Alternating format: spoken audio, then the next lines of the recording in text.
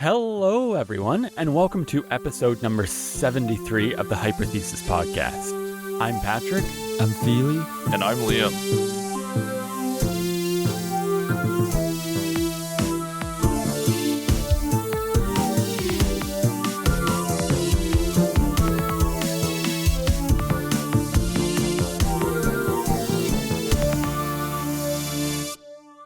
Well, for episode number 73, we have a exciting episode for you where we'll be talking about a couple topics relating to maybe some evolving thoughts about a certain theory. But before we begin, first, does anyone have any introductory topics they would like to discuss? Yes. So I think Patrick's introduced the idea of discussing evolution as our main topic for today. And it reminds me of one of the quick discussion I had in my group with my supervisor really on different optimization algorithm. And one algorithm that comes up is what they call the genetic algorithm. So basically they try to mimic how the chromosomes work, like, the recombination, the mutation and such to generate new generations or in the optimization sense is solutions, right? So imagine our nature, we have this constraints or condition of the earth where, how are we going to create living beings that are alive and live, right?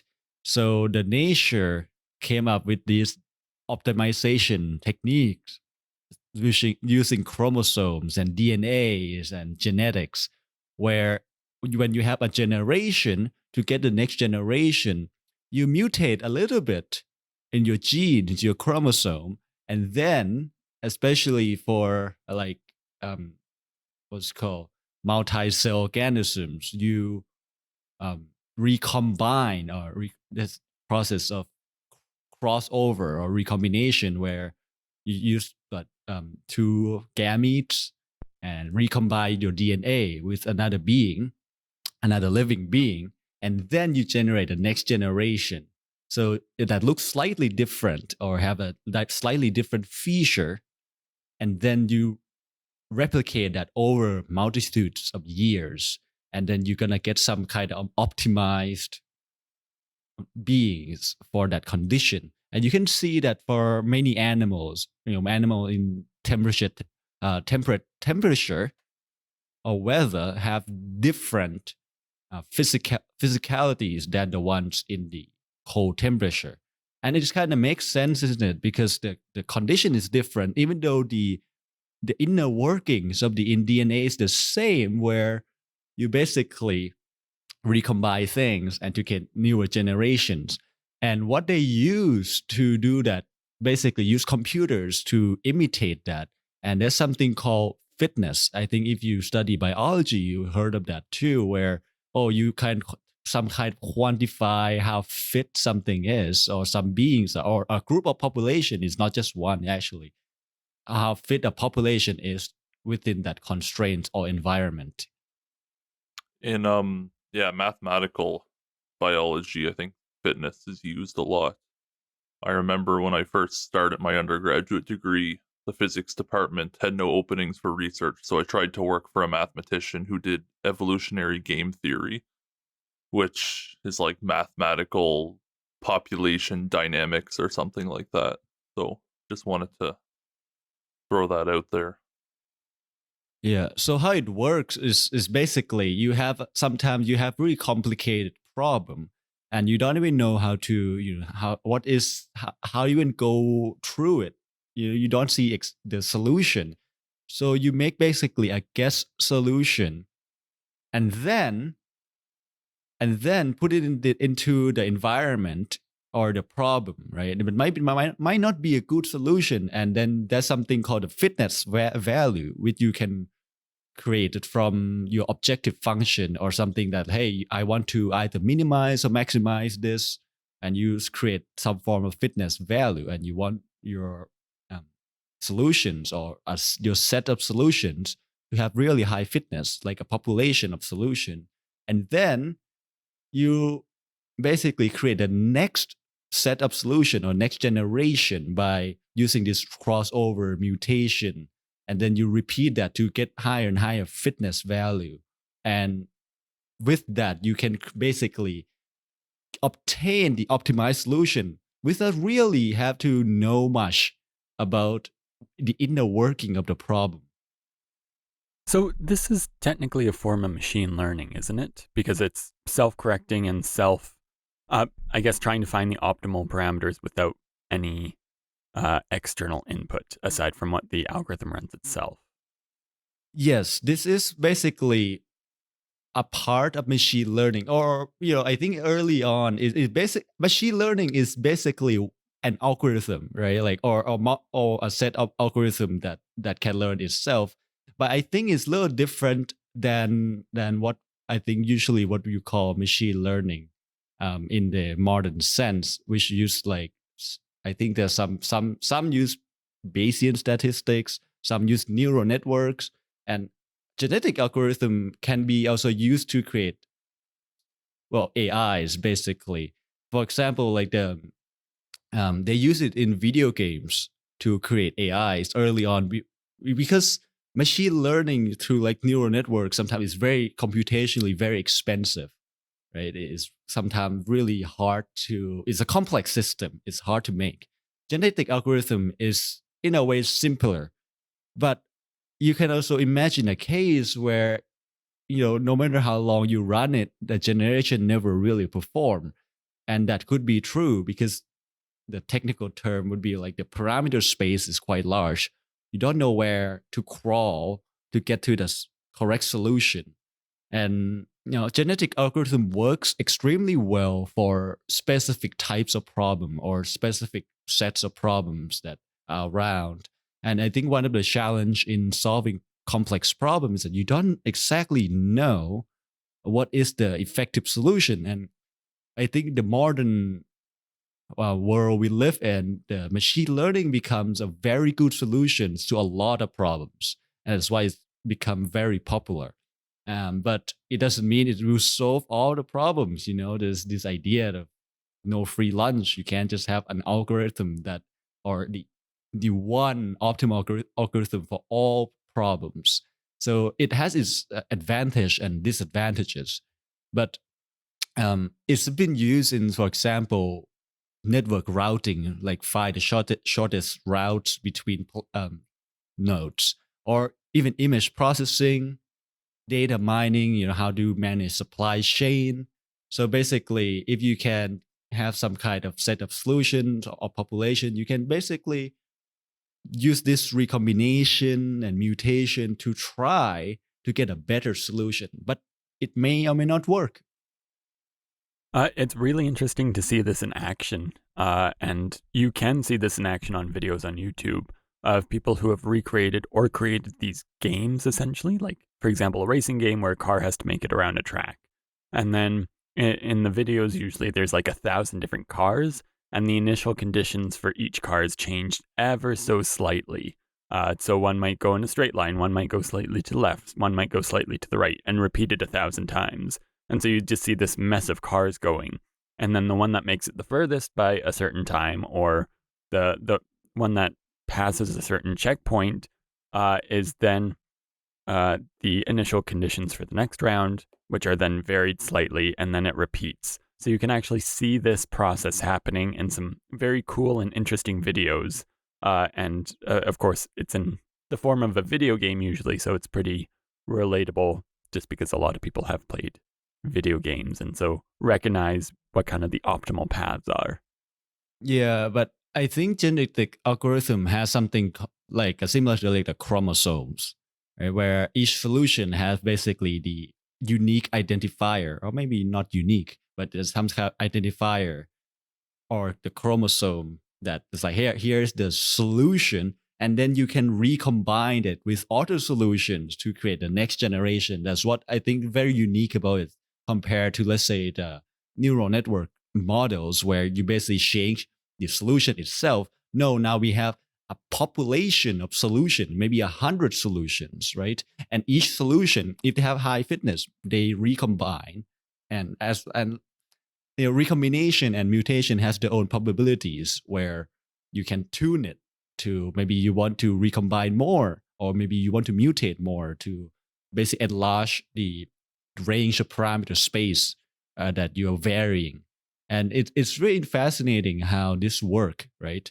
Because it's not just one solution that you're dealing like in neural network or but you have a lot of them, and instead of you get one optimized solution, you actually have a set of solutions that you can use. You can I have 100 solutions that this generation of solutions should work to solve this problem, instead of one highly optimized solution. Well, it could be a highly optimized population of solutions too.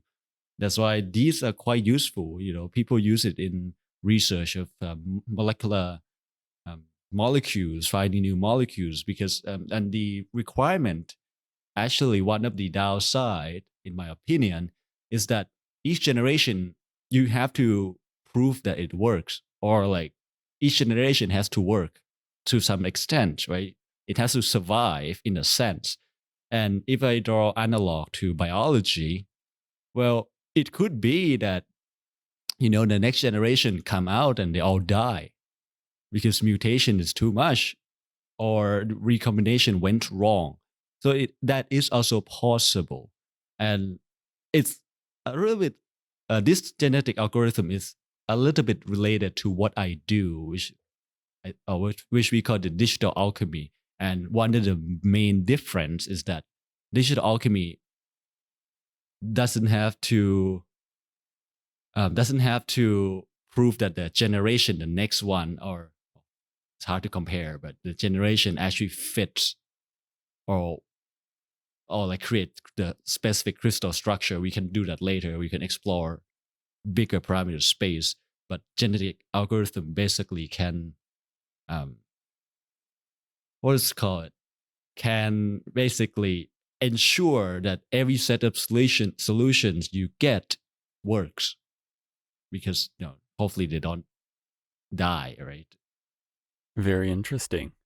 I mean, yeah, that will certainly be interesting to see as computers get more advanced, just how much we can push those types of algorithms, and starting with like many millions or hundreds of millions to find ideal parameters for increasingly complex systems. So certainly a very exciting topic. And with that, and speaking of genetics and everything, let's move on to our main topic, which we alluded to earlier, but is about the theory of evolution. Now, this isn't your grandma's theory of evolution, just straight out of Darwin's mouth from the origin of species, but the idea has evolved over time to incorporate different aspects of why we think there's such great biodiversity on Earth, and how it came to be. So the idea of biodiversity, or biological diversity, refers to the amount of different life that exists at any given place on Earth, or even just within the entire Earth.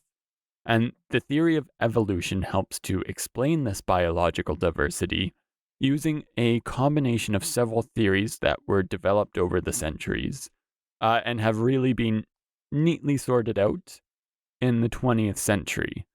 Now, before we look into some of these theories, there were actually some past theories that preceded Darwin's theory of evolution that are really quite interesting, and some of them reflect some of the ideas in the modern day, whereas some are just, far out there. So, going back to ancient Greece, there were Greek philosophers such as Empedocles, if I pronounce that right, and Anaximander, who proposed these early ideas of a transformation of species. So they suggested that one species could descend from another. It could be Empedocles. It's a CLES. Some people say cleats, maybe. That sounds a lot more right. But so this idea that there could be a transformation of species where one can slowly transform into another was proposed as early as 4,000 or 5,000 years ago. Now, these suggestions kind of went away, and we will skip much of the Middle Ages because of a lot of different factors that happen there. But I would like to mention Ibn Khaldun, who asserted in 1377 that humans are descended from monkeys. Now, this is an interesting thought, and I find it's a common misconception of evolution that humans are directly descendant of monkeys. So we are descended from chimpanzees. Based on the theory of evolution, which we'll get into more, humans aren't descended from chimpanzees and the great apes and all of that. Instead, we share a common ancestor. Yeah, I was gonna say, right? The more proper terms would be we share common ancestors because we don't exactly descend from them because like we are here at the same time. And one of the, I think, issue, well, not really issue, one of the ideas that's why evolution is kind of difficult to conceive, and it makes me think of time scales. And because we live, at most 150 years at the very most, right? And if you look at the time scale of evolution, it's billions of years, or hundreds of millions of billions of years. You go from single cell organism, and if you assume that evolution is correct, right? And the time scale we only see a very small population that exists. So it's really hard to actually create or extrapolate that into an entire theory. And the way we do that is through archaeological evidence, right? Because we have to be able to draw correlation or connections from what we find from the past. And without fossils or those microbes in glacier, we would not even able to substantiate anything in evolution. I think it's a very important point to make, because back then we didn't have any of these evidence that basically tell, hey, maybe there's a connection between this generation and a generation 10,000 years ago. Even 10,000 years don't have that much difference. Maybe you have to look 1,000,000 years ago, right? And except for, let's say, dogs are artificially bred, right? So Most domestic animals were, I guess, artificially bred. So cows, sheep, pigs. But something you touched on was the fact that it takes billions of years or hundreds of millions of years. That's true for like very large advances. So, for example, a theory states that every single living thing on Earth has one shared common ancestor, known as the last universal common ancestor, or LUCA. And so this was a single-celled organism that existed around 3.5 to 3.8 billion years ago, and is essentially the great however many great-grandparents of everything on Earth. And since then, all life on Earth has diverged from that. Now, there are other ways that we can determine how things are related in terms of different species relating to each other, but we'll get into that in a minute. You always see these things saying that, like, we share 50% of our DNA with a tree or something like that. Like 99% with a banana, I think, or something. Yeah, which is like, I don't know, that might be, it's probably like a bad way to look at it, but it's kind of funny at the same time. But yeah, timescales are pretty wild, aren't they? Like how long things take and how we perceive them. I was looking up the history of some country the other day. I can't remember which country, but I just looked up the history of England here, for example, because I'm thinking about going there at some point soon, maybe. But it's crazy because it's like the earliest known evidence of human presence was approximately 800,000 years ago, and then it says the first settlements were only established 6,000 years ago. So it's like, holy crap, like there's so much time difference between these things that we can't even comprehend it. Like, it's crazy.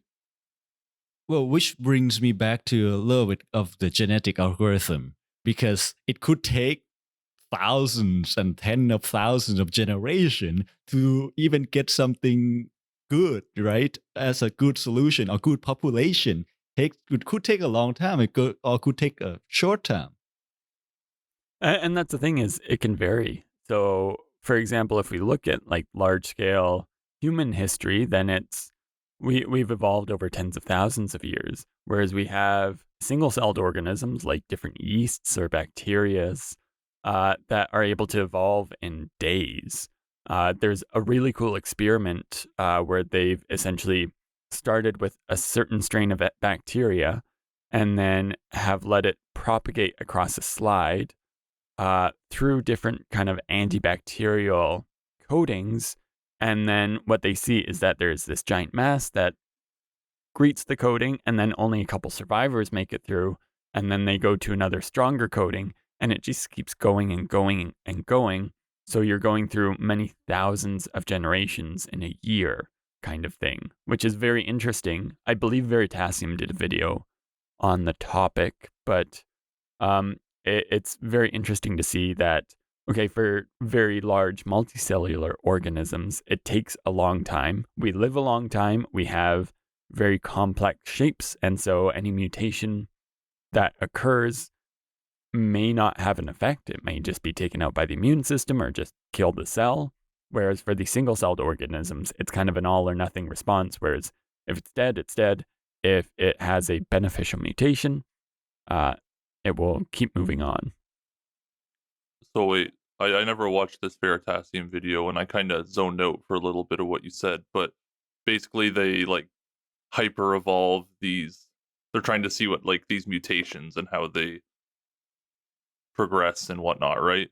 Um, what environments are they doing it in, or do they have like environments they can change? Because I know at McMaster they have this Origins of Life lab where they can basically like recreate conditions on different planets in this little box and then put things in it and see what happens to them. So it'd be interesting to try and see what happens when you see what different environments have different effects on mutations and things.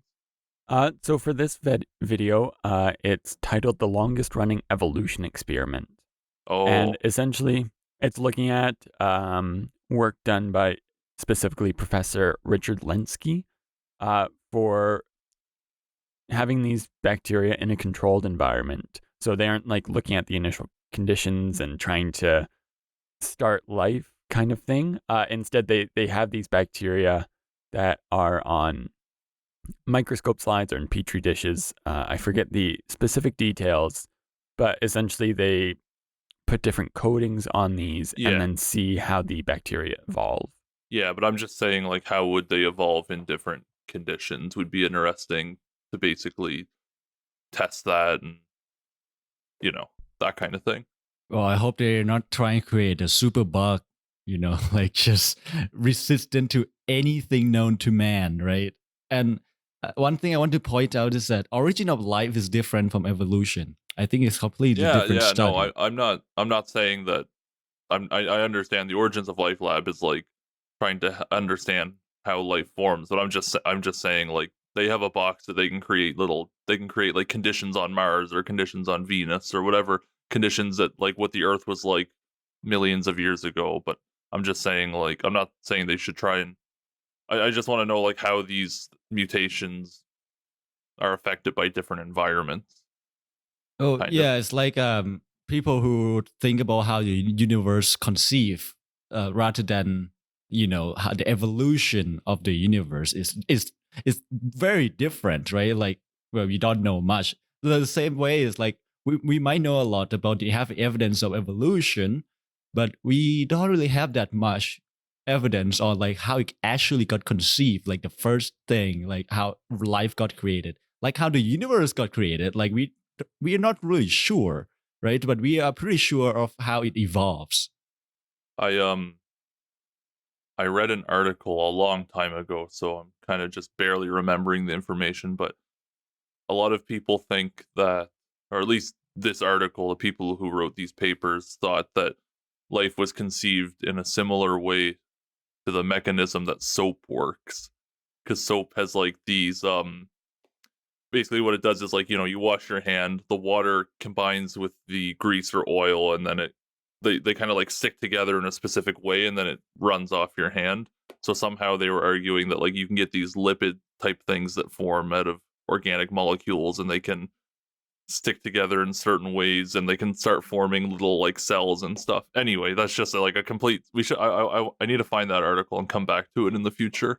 We could do an origin of life episode. It'd be fun because I have my own thing too with the lightning and Yeah. Well, Hannah, when our guest Hannah kind of works, I don't want to say she works at the Origins of Life lab, but she does like a tiny bit of stuff with mushrooms and things. She talked about that in the past. Anyway.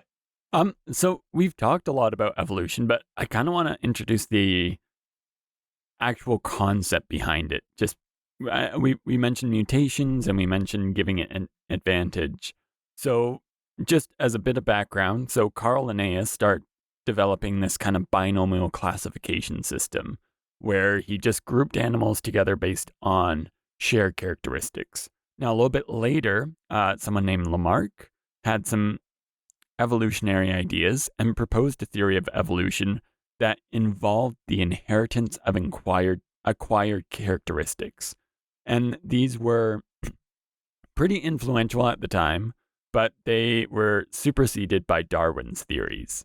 Now, Charles Darwin's theories of natural selection were made truly around 1859 during his voyage with the Beagle, the HMS Beagle, especially in the Galapagos Islands. And seeing the different species and different animals there really influenced his thinking. And one of the main parts of his thinking was to do with finches, which are now known as Darwin's finches. He noticed that very similar birds have different beak types, and these different beaks allowed these birds to survive better in different parts of an ecosystem. So whether they eat seeds or they ate worms or they survived on nectar, they had different beak shapes, but overall similar structures otherwise. And so he's published these findings in a book called On the Origin of Species, and he presented this theory of natural selection as a mechanism for evolution. And so essentially his theory was that slight variations within the genetics of a species may give certain individuals an advantage and therefore a higher likelihood of passing on their genes because they're more likely to survive or they're more likely to attract a mate.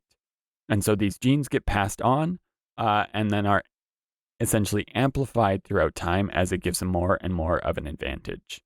What he didn't introduce was the idea of this kind of randomness where you can have something like a random mutation that will give a slight advantage, or just a combination of genetics or genes, which weren't really known at the time, of how these animals can gain this advantage or gain this kind of special ability. Now, I will also say quickly that Alfred Russel Wallace also independently conceived of a similar theory, prompting a joint presentation between him and Darwin in 1858, but Darwin tends to be the name associated with everything. I'm interested about how he described it, because like you said, I don't think him and people during that time really knew much about genetics. I mean, they probably knew that, like, if a mother and father have a kid, and the kid will probably look like them, or if, you know, two ginger cats have a baby, it'll probably be a ginger cat, but they didn't know about DNA and that kind of stuff. So it'd be interesting to see like how he phrased things in his book. Yeah, the chemical technology and the invention of the microscope is revolutionary at the time to be able to see this microstructure and actually try to guess what they do. Imagine seeing the cell for the first time. And it's quite complicated, right? It has a nucleus, mitochondria, and bunch of other organs in the cell that do different things. And it's fascinating. And the nucleus also contains DNA, RNA, and whatnot, from what I remember from biology. But, in a physicist point of view, I want to raise this idea of how we discover, well, or how we imply or have implications of molecules. Because in a way, it's hard to see molecules like in its essence. Even now, we can barely picture or image the molecule itself, right? But we can basically implicate their existence through their macroscopic effect. Like, how do you know molecules move randomly? Well, you can look at the trajectory of, let's say, a point of dust, and that's why we can imply this Brownian motion. It comes up with the theory of Brownian motion, or random walk, where we assume a molecule can move in any direction with equal probability. What would the trajectory of a macroscopic dust look like if we're pushed by millions of those molecules around it? And I think the idea of Brownian motion by Brown, of course, was really prominent because, well, if you do this, you can actually predict where your system's gonna go, even though things are random. And that's like, in a way, like evolution. Even though there's like random mutations and random recombination of things, we can actually predict where, or you can see if not predict, we can see the effect of the randomness in something that's not random. You can see the trajectory of the evolution because the constraints that's not random, right? The constraint of the environment, of the weather. Even though a lot of things are random, it's random in a specific way. So I wonder if people actually use Brownian motion to study evolution. No idea. Just for your comment earlier, Liam, as well. The idea of inheritance and Mendelian inheritance specifically was discovered around the same time that Darwin was making his discoveries. So kind of mid 1800s. But Mendel was someone who essentially looked at fruit flies, if I remember correctly, or actually experiments on plant hybridization, that he was able to selectively breed these plants and essentially look at how their traits interacted. So these microscopic effects of what their genes are on the macroscopic appearance of these different plants. I think it was some And kind so of Mendel beans. It was some kind of beans. I remember I was doing this. I remember the experiment. beans and those diagrams. What were they, like the Mendeleev diagram? Punnett squares. Punnett squares or whatever. Yeah, exactly. From grade 11 biology or something. Exactly, yeah. So he was able to do this with these plants. So looking at the seed coat for the beans, how the ripe seeds were, what the colors of the flowers were. And so he was essentially able to selectively breed these hereditary factors, is what he called them. So I imagine Darwin would have used similar language around that time because the idea of genes wasn't known yet. And so the idea of inheritance and hereditary factors would have been key in these writings. But I would encourage the listener to go read On the Origin of Species. It's a bit of a tomb, but it's worth it. Well, I think doing those selective breeding actually helps discover, well, I think it's the main thing that helped discover dominant and recessive genes, right? Because if everything is uniform and there's no dominant or recessive genes, the mixing should have equal probabilities to get everything, every color or every features. But that's not true. And that's evidently not true, right? And that is a fascinating. I try to imagine being the first person to discover that actually maybe this specific feature, it's always come up. Even though how much you try to get rid of it, and maybe there'll be 1/4 or 1/8 chance that it would disappear. But you can't see that with a small number of trials, right? You have to do a lot. It's kind of true with most of the statistical analysis or a statistical experiment. You have to do a lot. You can't just do one. You have to do hundreds or thousands or tens of thousands to see the distribution if your theory is correct. I remember reading or learning about another experimental biologist, evolutionary biologist, but they were looking at fruit flies. I think it was Morgan, if I remember correctly. But essentially, this person was breeding tens of thousands of fruit flies over many, many generations to ensure that the different traits, such as red eyes, were the only traits that could possibly be within those fruit flies. And that just sounds incredibly tedious, even though experiments are supposed to be tedious. But the idea of breeding these many thousands of fruit flies into essentially genetic purity, if you will, where they have pure red eyes with no chance of white eyes kind of thing. It's just amazing the amount of detail and also tedium that would be experienced in these experiments. The fruit fly thing is actually, I think it's like a common university experiment that biologists do. One of my friends did that where they had to basically get fruit flies and breed them and look at them, and they have PTSD from it because these fruit flies are so small, and it's like, all right, some of them are black and some are red and some have black eyes and some have red eyes and some of them have pointy kneecaps and some of them have more square kneecaps, and the only thing you can tell them apart with between male and female. It's like one of these tiny details, and in order to catch them, you have to put them in a fridge, but you can't put them in for too long or they become infertile and then they can't breed and you can't test your theory, and it's just like this huge pain in the butt essentially to do it. So I wonder how this Morgan guy or whoever did it. I don't know when they did it, but I'm assuming it was a long time ago. Early 1900s, yeah. Okay, that's not too bad.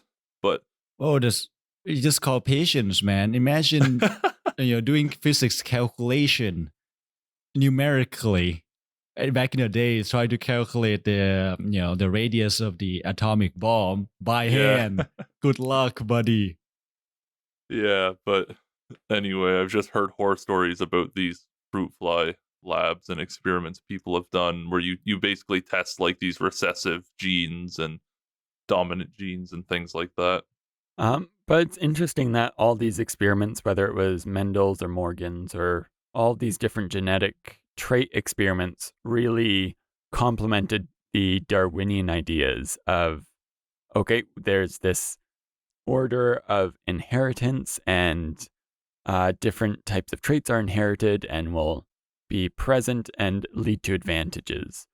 And so the integration of these Darwinian natural selection ideas with genetics really saw its kind of modern synthesis in the mid 20th century. So 100 years after Darwin made his discoveries and Mendel did his work, all these ideas were formed into one, which we now see as the modern idea of evolution, where there's this genetic component, inheritance component, and also this kind of randomness again from ionizing radiation or troubles in DNA replication that may occur. So there's was a lot of fusion going on, which again hasn't changed too much since all these ideas were brought together, but is still undergoing a lot of research. I think since the invention computer, we can create models that, we can generate results from the model that are very pure. For example, right, if you have some type of distribution you want to create from specific initial conditions and your system, you can simulate that very extremely pure, like almost no noise, or you can add noise, right? And then you can compare to your experiment. And I think this is kind of a great way to verify your theory, which was not really possible back then, right? You can have some form of idea and theory in your head, and then you can have to make your own relation or correlation to the data. But now you can basically have your model and simulate exactly what the data should look like.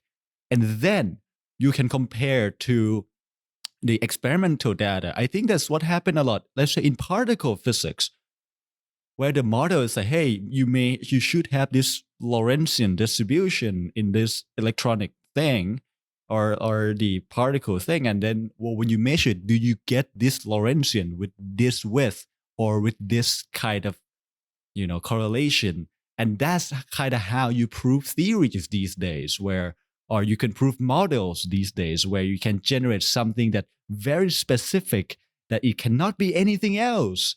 And if your data have this unique characteristics, the model should somewhat be believable or right.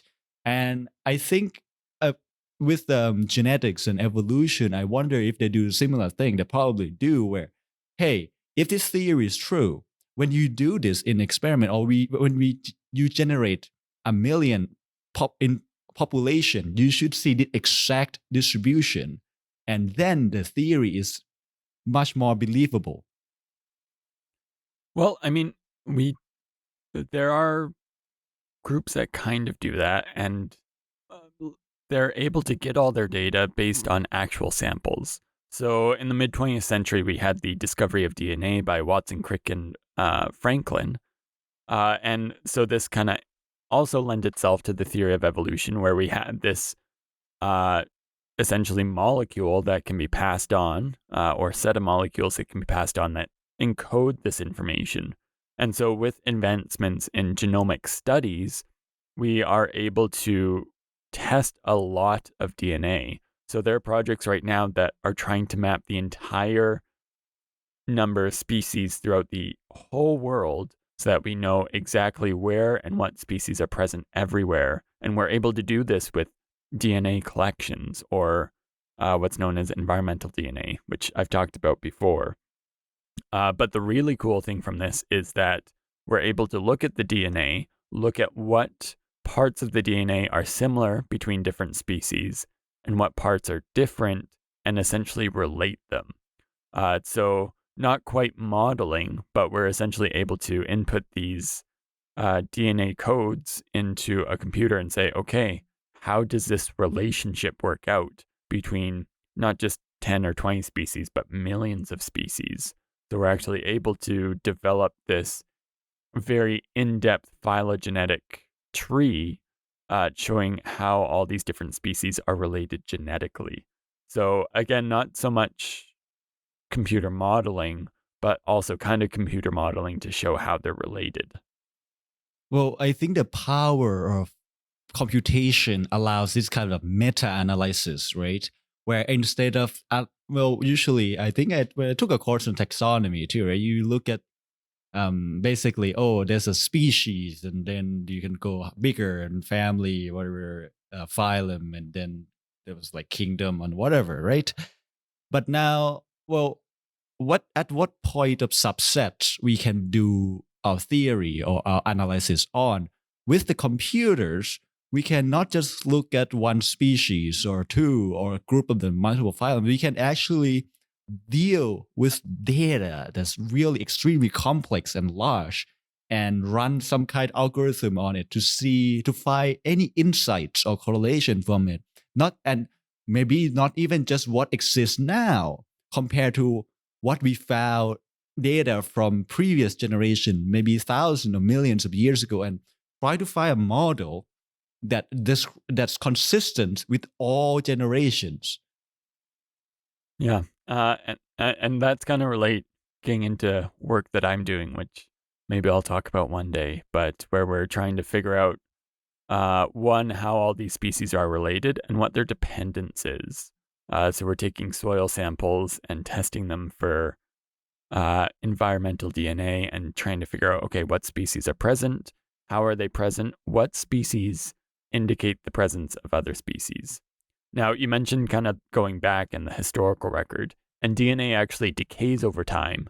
So unfortunately, or fortunately, Jurassic Park isn't realistic, because the DNA that might be in a mosquito in amber from a dinosaur, that's decayed. It can decay in under like a few thousand years. But what we can do is look at living specimens. So, especially like what you mentioned earlier, if we're looking at glaciers and what's being trapped in glaciers, especially as they're melting, or other collections that have been collected by people throughout the centuries, we can take DNA samples from that, especially from extinct species, and see where they fit to develop a broader picture. Going further and further back, we kind of have to guess, but again, based on computational simulations and our knowledge of the phylogenetic tree, we can make better guesses of where, for example, different dinosaurs were, or different types of ancient mammals and how they fit in. Or even looking at the Cambrian explosion period, where there's just a mess of different types of life. We might be able to fit those in and see exactly how they've passed down through the different many millions of years. So it's very cool, and computation definitely allows for an increase in the amount of data that can be considered. So DNA, you said it could take a couple thousand years for it to decay. That you could make like a Jurassic Park, but just with extinct species if you had enough money. Like you could create a dodo bird park. Probably. Oh, yeah. If you found a dodo bird preserved in amber, it would be hard to carry around on a cane, I think, but like, you could get that DNA, you could make some dodo birds. That'd be pretty cool. I mean, we have dodo birds. We have stuffed dodo birds in museums. We have access to their DNA material. It's just, yeah. what would, again, aside from the attraction and kind of the Jurassic Park aspect, what would be the point of it? Like, there have been discussions of bringing back woolly mammoths, but why? Which is an Yes, important that's a question they big ask. moral debate. Yeah. Because we can. Yeah, Because I'm we can. but like what if there's like an extinct species that maybe they shouldn't be extinct, you need them to bring balance to some ecosystem, but humans killed them out or something. What then? Well, I mean, that's an interesting question. And I mean, there's debate about it, but it's said that we're undergoing We a do sixth that already. mass We extinction. do that already. People reintroduce wolves, for example, to national parks, right? They're not exactly extinct, but in that area, they're like, quote unquote, extinct, right? And people do that to basically save biology. Look at New Glasgow, too many deers. Maybe you guys need some more wolves, right? So, I think one last point I like to make is that this theory of evolution, taxonomy, and biology actually helps conceive ideas from other fields, or like, for example, earth science, right?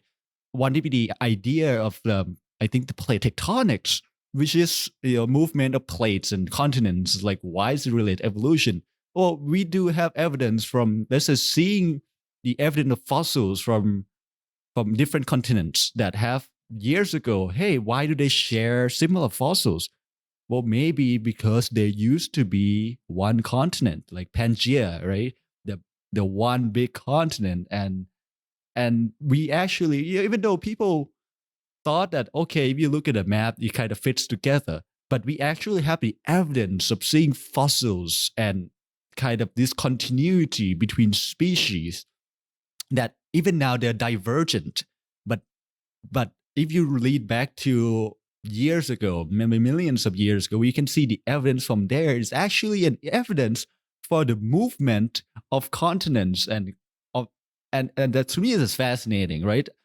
Because we think it's quite different, where biology and tectonics, I think, is really wonderful. So I want to see if evolution, or the evidence of evolution, can actually give us insight to other fields, like the genetic algorithm, right? The evolution give us an idea to imitate this recombination and mutation and generation population thing into optimizing machine learning for video games.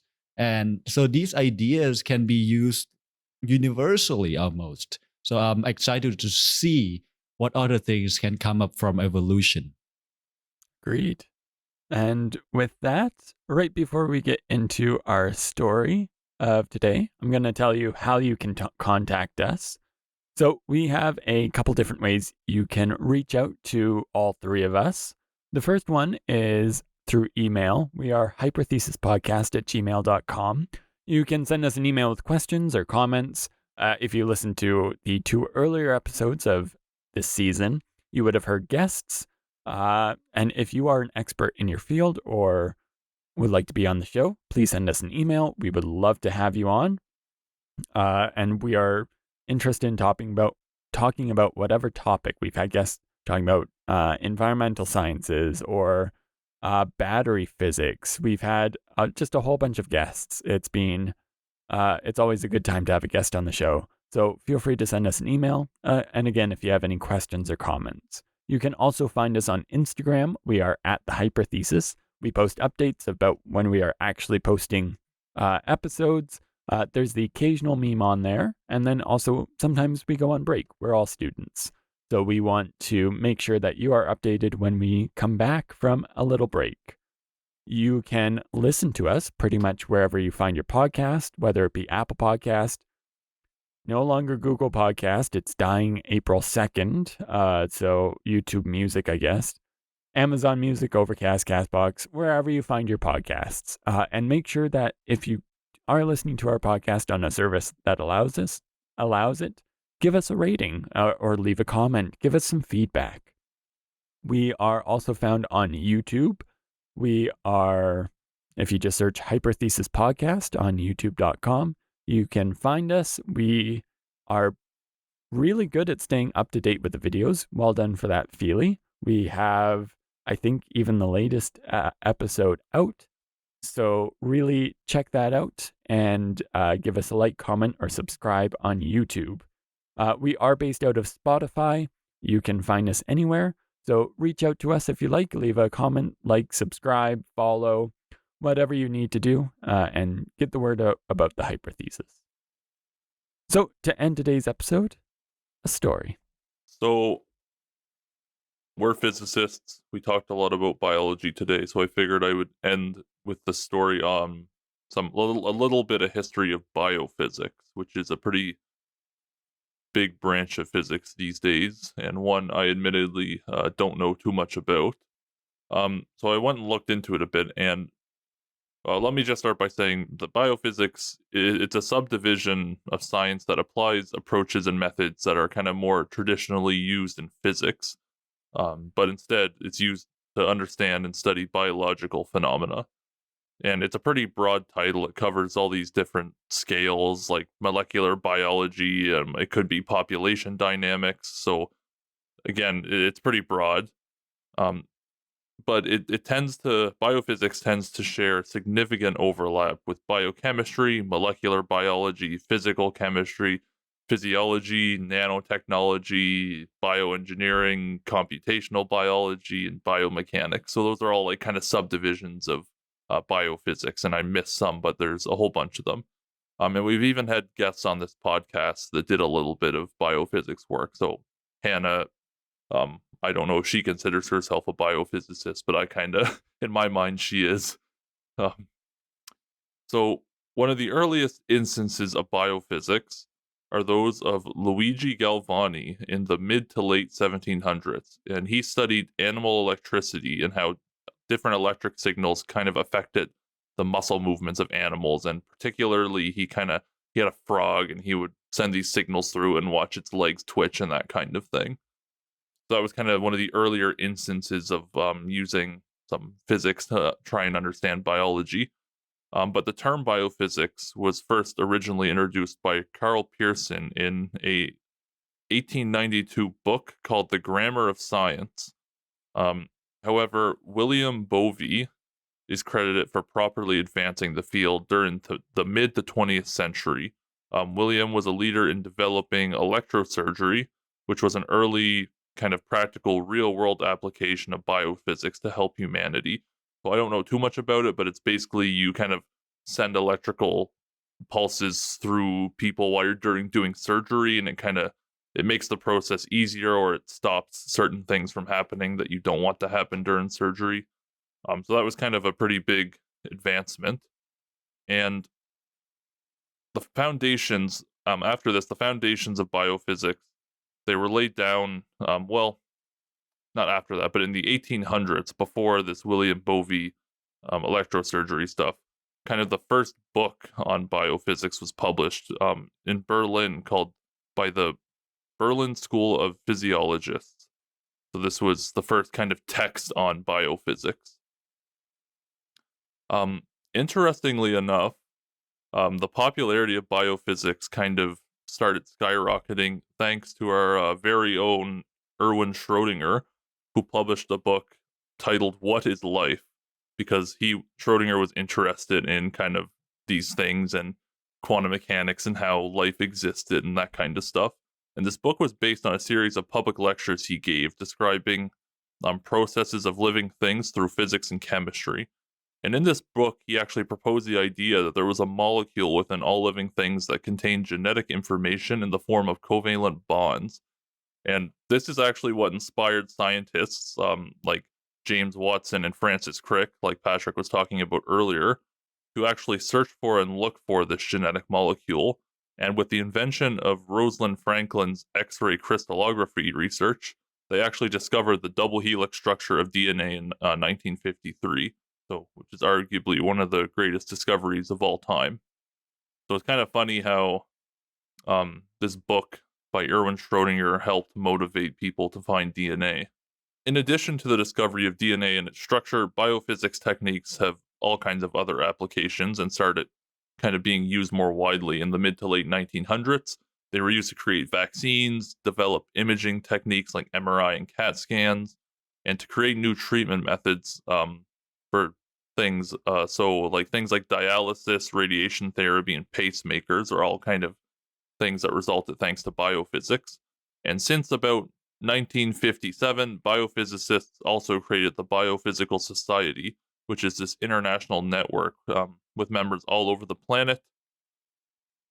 So that's kind of a short little history on biophysics. And currently, biophysics has also begun to just kind of shift more from the human body and things like that, and evolution, and more towards issues related to climate change, like the development of biofuels from living microorganisms that could potentially replace gasoline and fuel and be like kind of a renewable fuel source. That's a very specific example, but there's others, I'm sure. And I know even here at McMaster, there's a lot of like medical biophysics and biochemistry research. It's this huge thing now. Anything that can directly impact humanity always has people really interested in it. So biophysics gets a lot of interest, it can do a lot, and that's just a little bit of the history on it. Well, thank you for that moving story. And thank you to everyone for joining us talking about evolution. Join us for our next episode next week, and see you all later. Bye, everyone. Take care. Hasta luego.